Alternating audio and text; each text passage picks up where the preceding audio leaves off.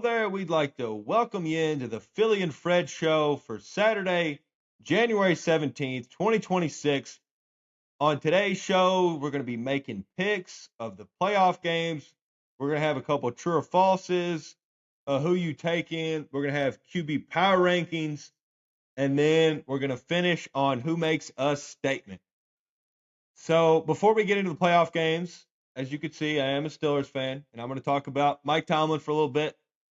Uh, I was sad to see him go. I know all Steelers fans said they wanted change, but our roster wasn't very good the last 5, 6 years, and he always kept our head above water. I think he's only had one game in his whole career where he was mathematically eliminated from the playoffs, and he just never got the quarterback after Ben left. After Ben left, we were at a deficit at the quarterback position every year, and it came back to bite Mike Tomlin in the cheeks. And what sucks is I truly still think that Mike Tomlin's a great coach. I think it was just time. I think there was just no progress had been made, and I don't think it's entirely his fault, depending on how much roster control he has. But if he has no roster control, this was not on him. It was on the front office, just never finding the quarterback. And I think he will go to TV, and I think he'll do the Sean Payton. He'll get a coaching job next year, and I think he'll do really good. Whatever team picks him up is picking up a great head coach. I mean, he's a Super Bowl champion. He's a Hall of Famer. Never had a losing season. Always had teams that had less talent and coached them up to beat teams with more talent, make the playoffs. So, yeah, you're never going to hear me say a bad thing about Mike Tomlin. Hopefully the divorce just goes well for both. Hopefully Tomlin gets on a new young team and he can coach those guys, build a culture, and really have success there. And then hopefully the Steelers can either be bad to pick up a quarterback or somehow pick up a quarterback late in the round, trade for somebody like Malik Willis, or do something to where we can finally get it going, get a good young head coach, and both sides get a win. So yeah, that's I wanted to say thanks, Mike Tomlin, for your service. Like I said, great head coach, Hall of Famer, never losing season, won a Super Bowl, had teams play out of their mind. And it says something about the head coach that when he says he's stepping down, multiple people are crying. People are saying they're sorry that he's stepping down, and that the whole locker room was sad when he said he was stepping down. That means you got a great head coach, you got a great leader of men, and people just respect him. So, yeah, I think he'll get a job soon. Hopefully it goes well for him. Hopefully it goes well for the Steelers, and both sides end up winning. But on to the games. First one of the weekend. You go first on this one, Philly. Bills at Broncos. Broncos minus 1.5. Yeah, this is a very interesting matchup. Actually, both of the AFC matchups are very intriguing to me because those teams, we haven't seen those matchups in the regular season. The Bills, they obviously have Josh Allen. This is his time to shine. This time of year round. I will say I do like the Broncos to win this matchup. I don't think Sean Payton's gonna make the mistake that Liam Cohn made last week. The Jags were averaging 6.7 yards per carry, yet Travis Etienne only had 10 carries for the game. So I think they dropped back too much with Trevor Lawrence. I think even though R.J. Harvey at this point in his career, he's not as talented as a guy like Etienne. But when you're going up against the worst rush defense in the whole entire league, then you can still exploit that. He's still a good back, not really in between the tackles, but we'll see what they have to offer. Bo Nix, I don't think they want him dropping back 30, 35 times in this game when you can exploit that rush defense. And on the Bills side, Josh Allen, you're going to have to make some plays. You're going up against a really good defense in Denver. I think the travel spot is not the best. You just played in Jacksonville, have to travel two time zones, and now you have to play in elevation or altitude, I should say. So we'll see how they and one less day of rest. So we'll see how they are, how they handle that, and they're going up against the second best rush defense. So James Cook, he might not have the best game, and you don't have the best receivers on the outside as well. You lose Gabe Davis last week to a season-ending injury, so you're thin on the outside as well. I think Broncos ultimately get it done. If Broncos had to travel to Buffalo, I would be on Buffalo's side. But them at home, they've only lost one home game all season. Give me the Broncos. Yeah, like you said, this is an interesting matchup, and it's funny because most times when there's a matchup that you think is going to decide the game, it's normally strength on strength or strength on weakness or something like that. But I think what's going to decide this game is a weakness and a weakness. Because since the Dobbins injury, the Broncos have ran the ball 104 yards per game with 3.9 yards per carry. But they're facing a defense that gave up 136 yards a game and 24 touchdowns. So, like on that side of the ball, I don't know what to expect, and it's because they play it. But that's the thing. If the Bills can even somewhat contain, I mean, I think keep them under 125 yards, I think they can win the game because they play so much nickel. That's why they cover so well. Their numbers against the pass are really good. Well, partially because they give up so many rush yards, but also because they play so much nickel. They got a bunch of corners and safeties out there that when you drop back to pass, they got guys that can defend all your receivers. They got a bunch of secondary guys out there. They don't got receivers on or receivers or running backs on linebackers. They got corners on receivers, safeties on receivers. So I think if they can even keep it to 120, under 125, they can contain Bo Nix because, like I said, the secondary is really good. They are beat up, but they still have played really good. And on the other side, Josh Allen's going to have to be Superman because he's playing one of the best defenses in the league that's also number one in sacks and a weak receiver room got even weaker when they lost Gabe Davis and Shavers. So they're going to have Keon Coleman, Khalil Shakir, a couple other guys that ain't studs, and they're going up against a team that was number one in sacks. So he's going to have to run around. He's going to have to make plays with his legs. He's going to have to get out of sacks because they've been really good against the run, too. So it seems like another game where James Cook's not going to be able to run the ball that great. And I think he's going to have to do it all. And that would tell you that this game's going to be close. And the Broncos really good in one-score games this year. They were 11-2 in one-score games this year. But in none of those one-score games did they play Josh Allen. And last week, I was on the Bills because of Josh Allen because he's going to be the best player on the field. And I'm not going to lie, you talked me out of it last week.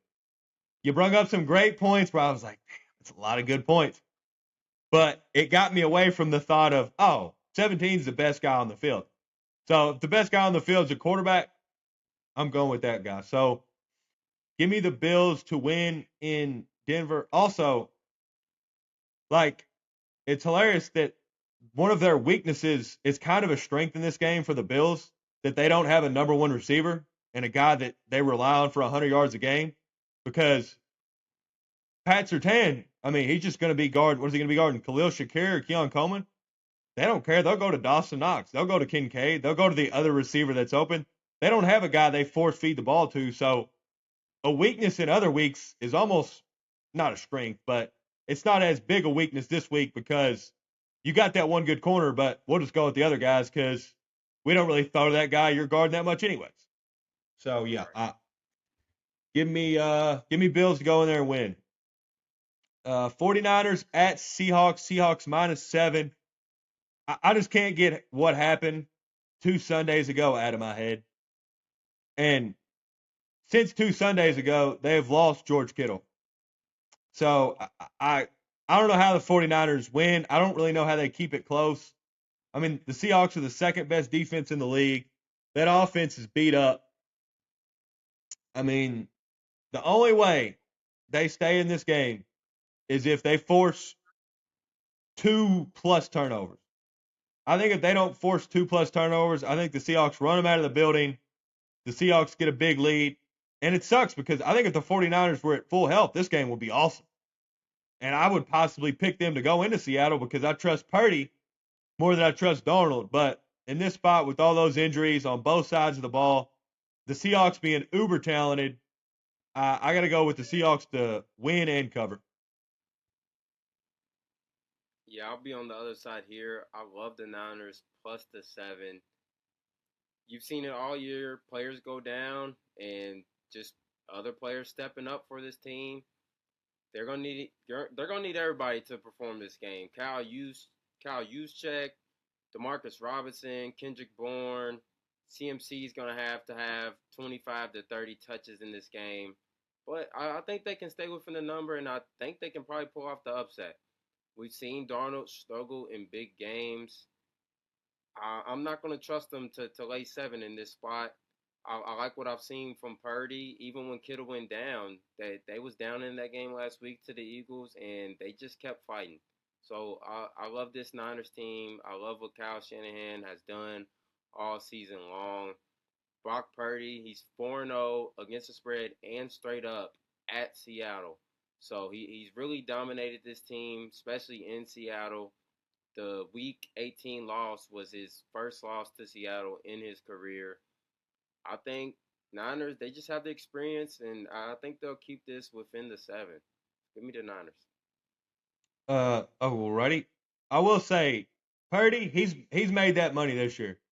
To be as injured as he's been, to not have Kittle, to have your best receiver beat Jawan Jennings, to sometimes one of your best options is Kyle Juszczyk. The offensive line's been hurt. Williams ain't been there. And for him to play as good as he's played to end the year after he finally got healthy and then to win a playoff game with that roster on the road with the game-winning drive, hey, he's played. Because remember, when he got that contract, people were like, was he worth it? And then last year happened, and they were like, oh, San Francisco's in a bad spot. They made a mistake. But now it's looking like that money was pretty well spent. And the last thing I'll say on this one, like you saying like that with Sam Darnold, I'm not gonna lie, I don't think they give him that many chances to lose this game because the last time they played, they ran it 35 times for 180 yards, and they won time of possession 37 to 22. So I honestly think that they do that.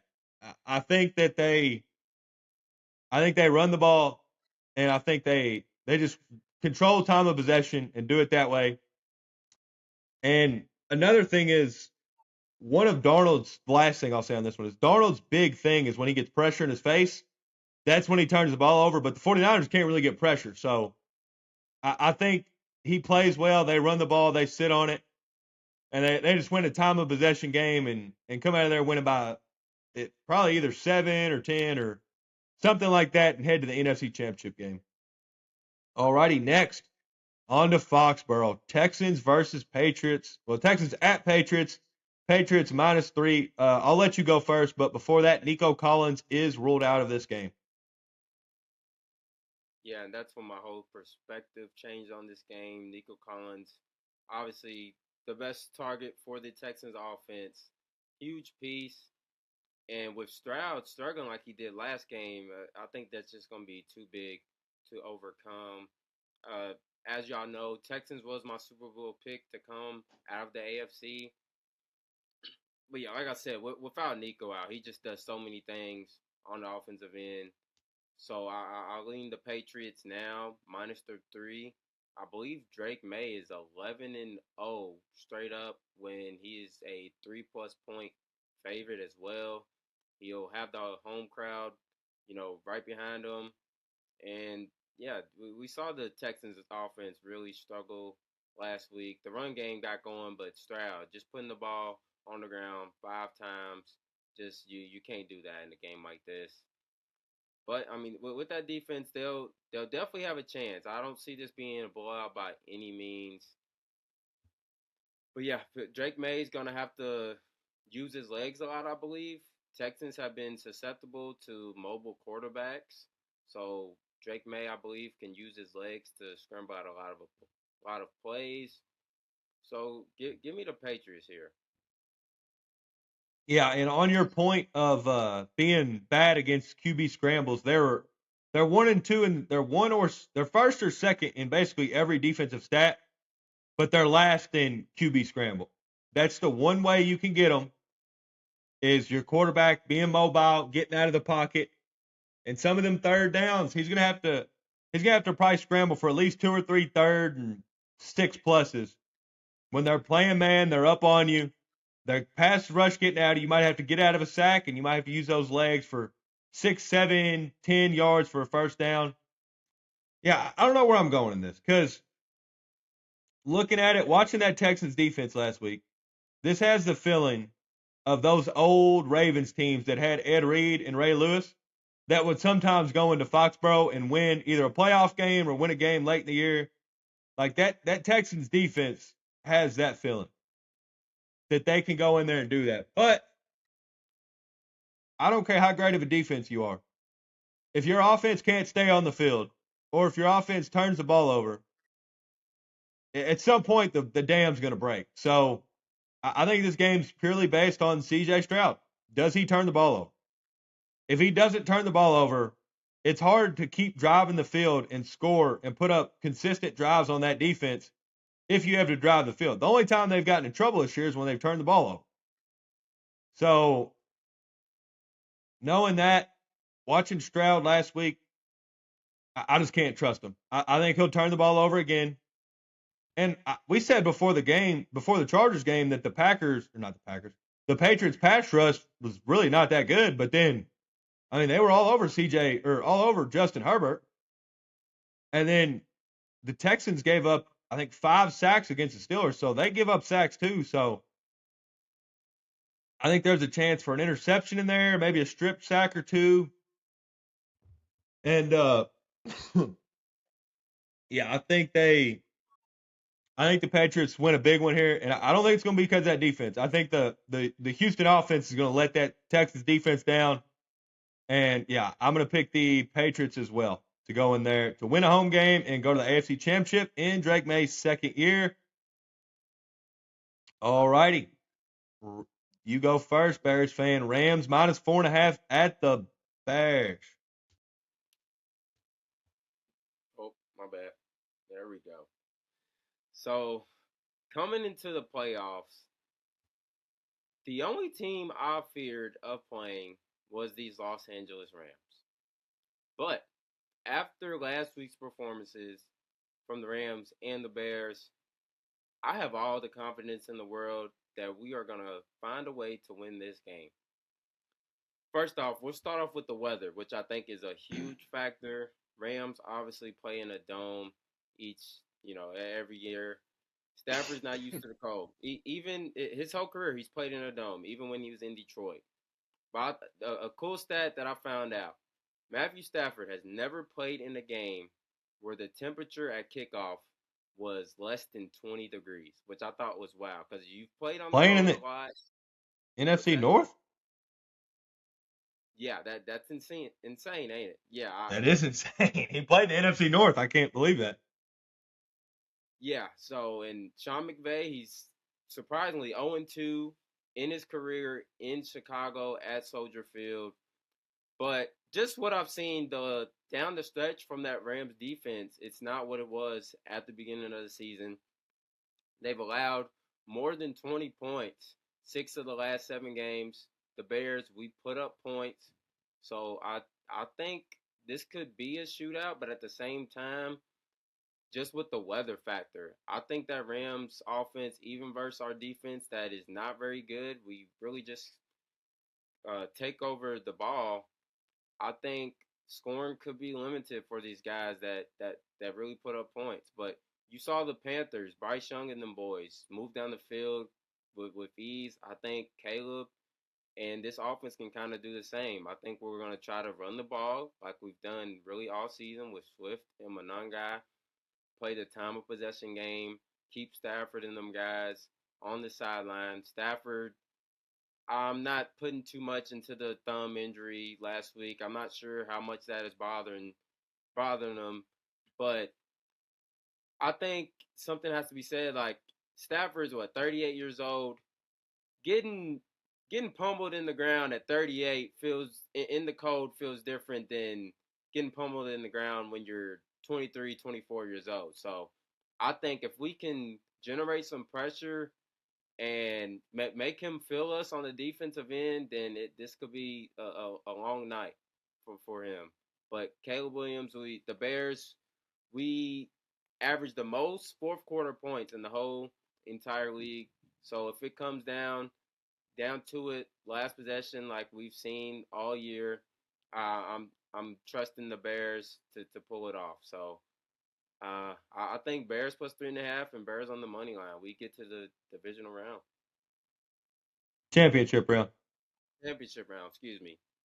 But yeah, I'll start out with what you were saying about that Rams defense. The last 7 that you were talking about, they're giving up 28 points per game. They're giving up 245 pass yards a game, and they've gave up 14 touchdowns. I mean, that secondary's burnt toast because their defensive line's the reason they won the game last week. Because they were getting killed, and then when Bryce Young had a minute 30, it was pressure, pressure, pressure, pressure. They rushed 4, and they got home. Well, they didn't get the sack, but they got home every time. Four straight incompletions. So yeah, that's what's crazy. The defensive line's awesome. Like they got Verse, they got a bunch of young guys, but that secondary has been getting killed here of late. And to your point of it being a shootout or not, I don't know. It could be either because both teams can really throw the ball and both teams got weapons and good quarterbacks. But both teams are top 7 in the run game. So it could really go. It could be a low possession, bad weather game, or it could be a shootout because in cold weather, one of the biggest factors is arm strength.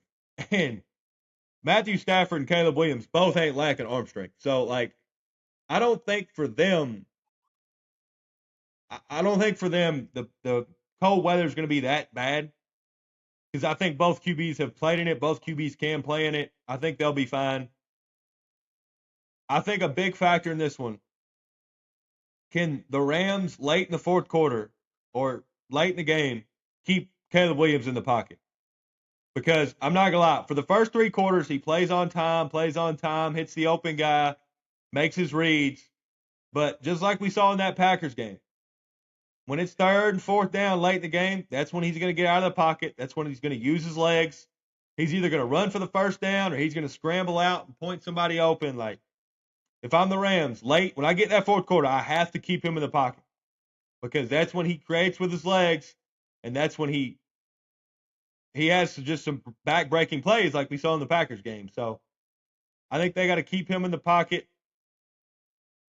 I'll say Bears cover. I don't know who wins. And by the way, I guess the Bears it doesn't matter how many times they win. They're just going to be an underdog in the playoffs every game. It seems like it.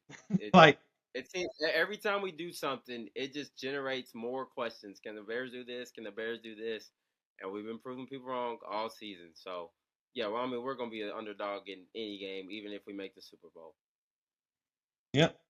Yeah, that's when I saw this line, I was like, I guess they're just going to be underdogs in every game they play if they keep winning. But yeah, give me the Bears to cover.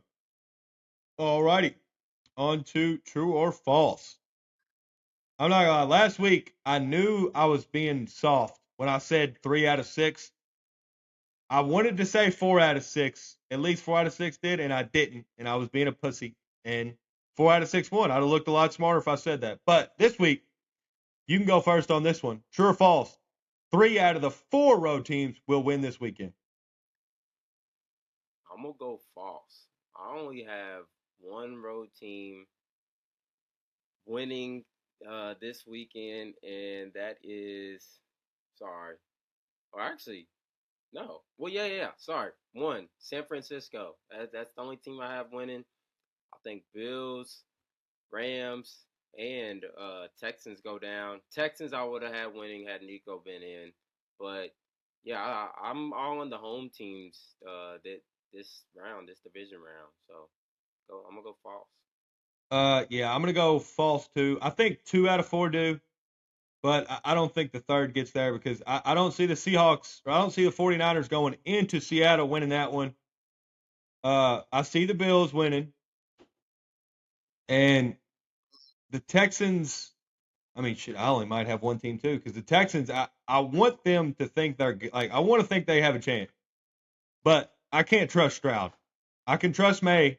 I can't trust Stroud, so I can't pick them. And then the Bears. Uh, the teams feel pretty even, and the Bears are at home. So yeah, I thought more. The more I thought about this, the more I lowered my road teams that I think will win this weekend. So yeah, I'm gonna go false as well. Next, true or false? Justin Herbert is just the new Phillip Rivers, and I'm gonna say true. I mean, the Chargers, they keep changing things. They keep trying to make things different. They hire a new head coach. They get new defensive guys. They draft weapons. But just somehow it falls apart. It's fell apart every year, whether it's been with injuries, whether the team just not being good, whether the coach being a doofus. And no matter what they change, everything stays the same. I think Justin Herbert's just a better looking, taller, more handsome, bigger armed Phillip Rivers.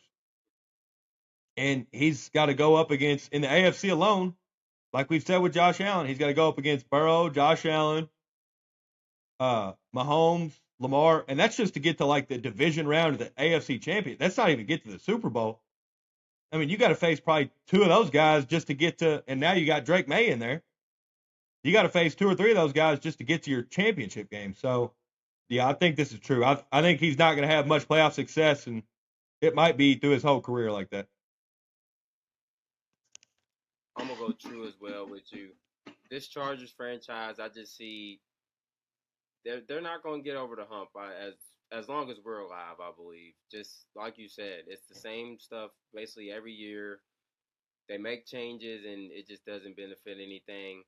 I feel like since Herbert's been there, their O line has been like the top five worst every single year. So that's pitiful. You got the weapons on the outside. You got your running or rookie running back now, but you got your head coach in Harbaugh. But I just don't see Justin Herbert having much success, like you said, in the playoffs. Don't think he'll get a Super Bowl ring, especially after what I've seen this year. I know they've had injuries, but it's the same thing in LA. So I'm gonna go false as well, or true, excuse me.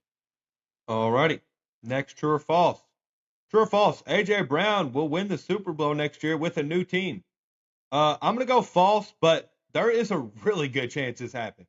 Because if you think about teams that need a receiver, you think about the Ravens, they need a number one. You think about the Bills, they need a number one. The Patriots, I know, have talked about it. So, and I doubt there's no way he's in Philly next year. They're definitely going to get rid of him. So he will be, I'm pretty sure he'll be on a new team. But all the teams that we're talking about getting him are Super Bowl contenders, especially if they get him. But I'll say false just in the fact of, I mean, it's hard to win a Super Bowl. Only one team every year wins a Super Bowl, but there's a really good chance he goes to a team next year and makes them either a contender or a lot better than they are right now. Yeah, I'll side with you. I'll go false because, yeah, like you said, only one team wins a Super Bowl. There's 32 teams in the NFL, 31 of which he could go to outside the Eagles. But I think that Patriots look is interesting because Mike Vrabel was his coach in Tennessee, so I could see them reuniting.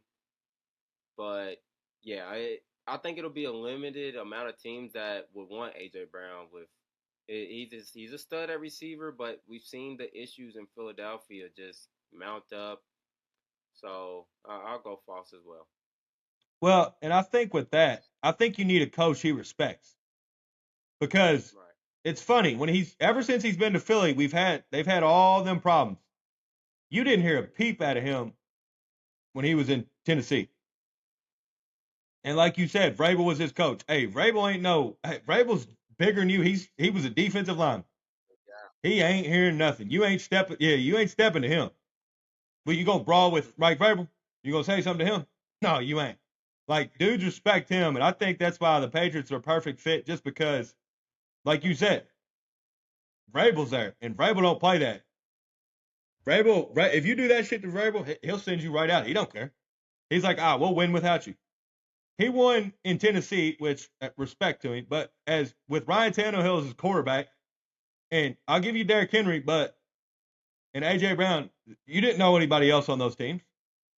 They weren't absolutely loaded with like top All Pro talent, but you know what they did? They won every year, and that's Hmm. just he's the type of coach that you respect. So Yeah, I think there's a couple that fit. Sean McDermott, I think Sean McDermott could get his respect. So now the Ravens don't even know who they got as head coach, so that would be an interesting one, but we'll see. Next one, Yeah. the last one. I'm gonna throw a new one in here, and we're gonna base this on if Houston can go into New England this weekend and get a similar performance, like 10 or less points, and win that game. True or false? This Texans defense is good enough to go on a run and put themselves with the 2000 Ravens defense and the 2015 Broncos defense. What do you say? Definitely true. This is the best defense I've seen in some years. It's like it's like they have the same player, especially on like the back end. It seems like they have the same player in these jerseys. It's like they all do the same thing just as well as the other. It seems like there's like nobody that stands out, but they all fly to the ball. They're ball hawks. They don't let you get any yards after the catch.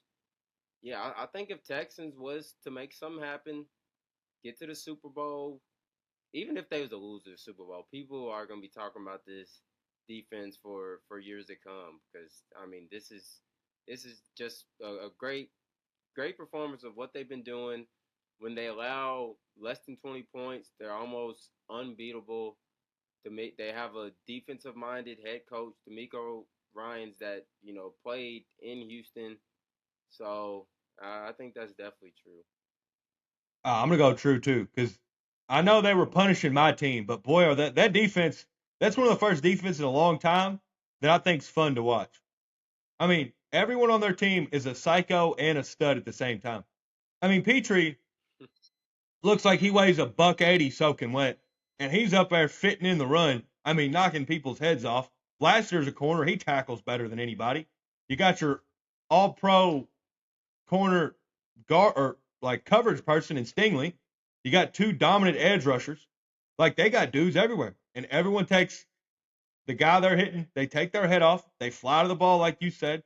They're everywhere. I think they're good enough to go on a run to put themselves with the 2000 Ravens or the 2015 Broncos. And really, what sucks is I think the only thing keeping them from that is their offense and their quarterback. I don't think it's got nothing to do with them. I'm pretty sure they are very good. They're good enough to put themselves in that category, but that's where it falls on the offense to not turn the ball over and put up enough points to win a couple games. That's that's it for true or false. You can go first on who you taking. Who you taking, Philly? Puka or JSN? Now I know I said I had JSN for Offensive Player of the Year, but I will be taking Puka. Because if you look at the numbers, they almost have identical numbers in terms of receiving yards on the season, and that's with Puka missing 1.5 games. And if you look at the Rams offense, you have several mouths to feed: Devontae Adams, Parkinson, um, Ferguson. They have plenty of tight ends, and yet you're still putting up the numbers that you have is pretty impressive. Now, Jason, you had a wonderful year, put up almost the receiving record. You probably would have got it if Seahawks was in more games, but just what Puka can give you, they give this guy the rock in terms of running the ball as well. There's so many ways that he can get open. He's not super fast, super big, but his hands are great. He knows how to escape tackles and protect his body. Puka, he just looks like a dominant receiver every time you see him step on the field. I gotta go Puka here. I'm gonna go right there with you. I'm gonna go Puka, and really, I think they are about the same in route running, about the same in catching, about the same in just being open. I think the big difference in JSN and Puka is after the catch. Because Puka's got some AJ Brown level run to him, and DK like he's not as big as those guys, but hey, he's a tough tackle when he catches that ball, and he ain't looking to juke you.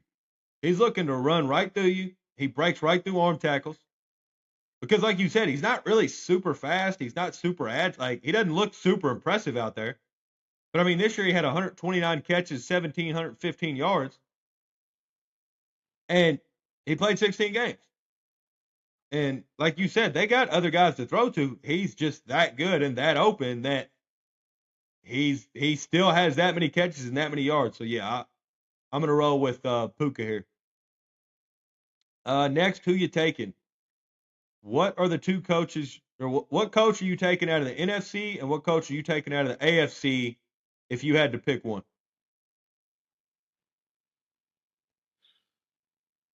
This is tough. Obviously, would want to show love to my guy Ben Johnson on the Bears. He's done a tremendous job with this team. I mean, ooh, the NFC is tough. The masterminds you have, I think it would have to come down to Kyle Shanahan and Sean McVay. Jeez, I don't even know who I would give the edge to. Oh, this is tough. You got yours ready? Yeah, well, I'm gonna have to go McVay simply because he's won a Super Bowl. But then I say McVay's won a Super Bowl, but Shanahan's went to more Super Bowls. And then, well, McDonald's in his second year, and he's already got the Seahawks to where they're at. And then Ben Johnson, his first year, got the Bears where they're at. So I don't really even.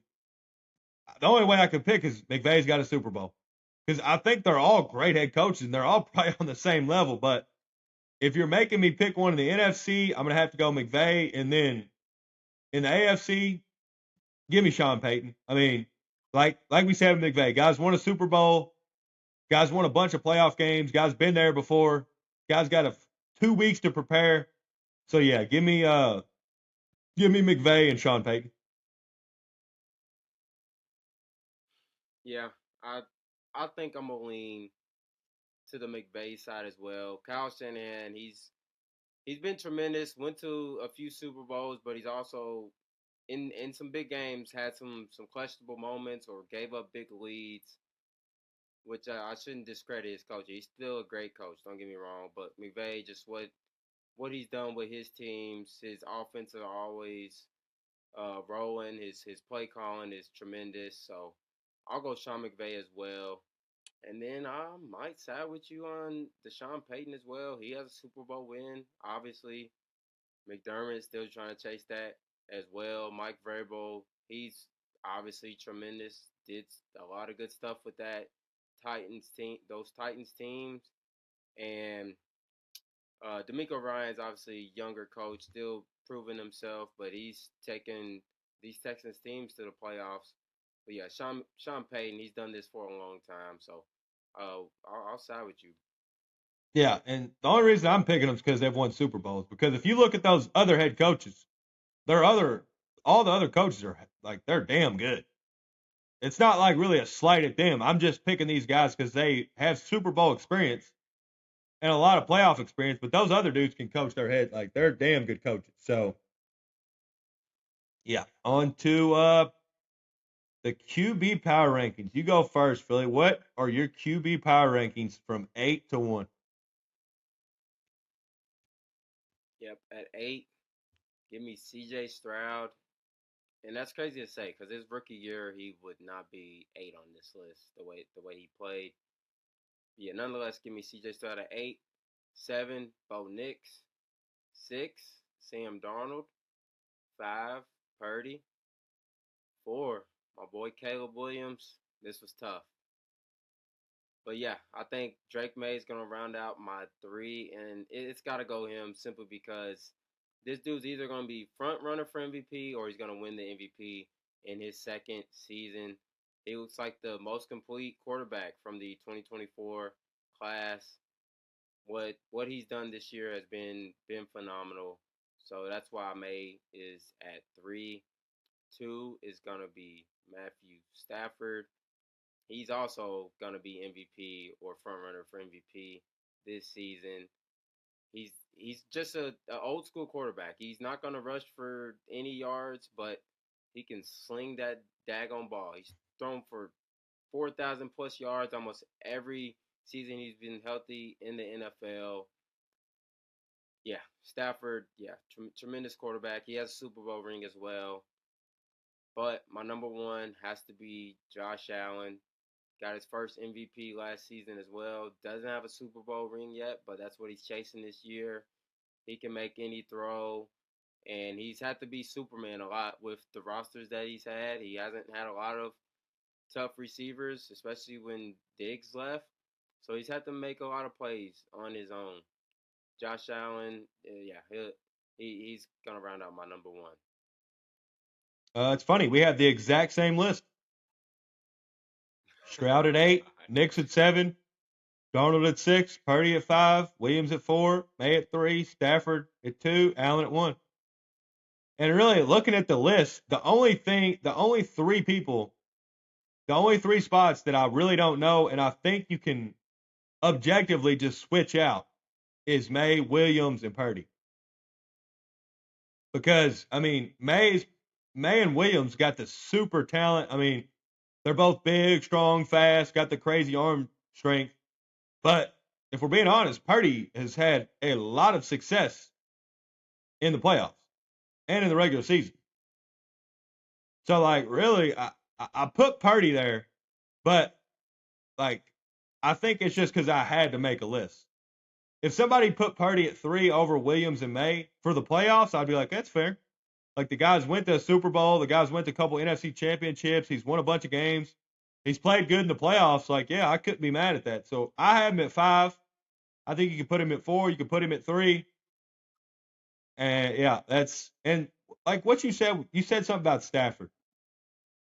I don't really understand when people say, "Oh, the guy who can't run's dead," because Matthew Stafford couldn't outrun my father, and my father's 6'4", 270 with a beer gut, and he's a front runner for MVP. So like, I don't get where this thought of the guy that's not agile can't play quarterback anymore, and yet one of the least agile QBs is possibly going to win the MVP. And yeah, and what do people always say, especially football players, coaches, analysts? They always say to win in the playoffs, you got to throw from the pocket. So if I got to throw from the pocket to win, if I have a pocket QB, I don't get how that's ever going to die. I think if you can make the reads, you can make the throws, even if you can't run great. I think you'll always have a spot in the game as a QB if you could throw from the pocket, be on time, and be accurate. So, yep, we had the exact same list there. Lastly, Philly, who makes a statement this weekend? My Chicago Bears will make a statement this week. Rand's been talked about one of the best teams the entire year. They're about to go to Soldier Field and fill it. Caleb Williams has been phenomenal all season. Ben Johnson done a fantastic job. I think we pound the rock, but Caleb Williams, he's also going to have success in the air against that secondary. And yeah, I just think we find a way to get it done. So yeah, I'm gonna go my Bears. All righty. I think I'm going to go Bills here. I think the Bills are going to go in there. I think might win by double digits. I think they're going to go in there. I think they're going to play the run well enough. I think they're going to pick Bo Nix off once or twice. And then they're going to run it good. But then Josh Allen's going to show everybody, once again, in the playoffs, that he's Superman, that he's the best player in the NFL. He's the best QB. I know he doesn't have the same Super Bowls as Mahomes, but he's going to show he's a better player. He's going to put his way into the AFC Championship game, and he's going to be 2 games away from chasing that first Super Bowl win and bringing bringing home a Super Bowl finally to the Buffalo Bills organization. So yeah, I'm going to go Bills there. Anything else before this weekend, Philly? Bear down. Yeah, go Steelers next season. All righty, we'll see y'all on Tuesday.